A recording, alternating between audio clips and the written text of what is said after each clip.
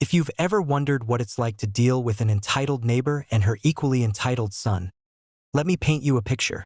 My family moved into our dream home last year. Nice yard, big pool, quiet neighborhood. But right next door is Karen.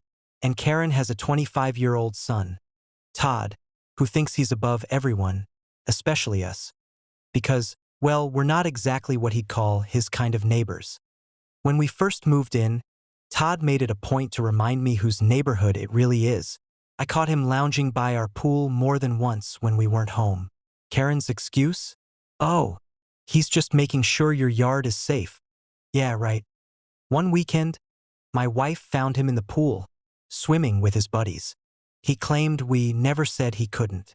That was the final straw. So I did what any sane person would do.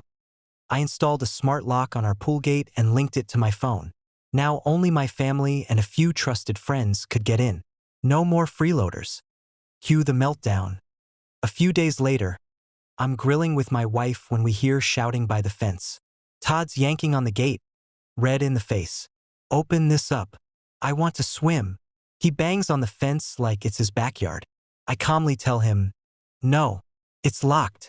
It's private. Next thing I know, he's screaming racial slurs at me, calling me unneighborly trash, and threatening to call the cops. I laughed and told him to go ahead. What's he gonna say? 911? My neighbor won't let me trespass in his pool? Well, he did it. 10 minutes later, 2 local officers show up at my driveway. Todd's putting on the waterworks. They locked me out of the pool. They're being aggressive. They threatened me. The officers asked me what happened. I showed them the camera footage from my Ring cam. There's Todd, clear as day, rattling my locked gate, calling me slurs, and threatening to jump the fence.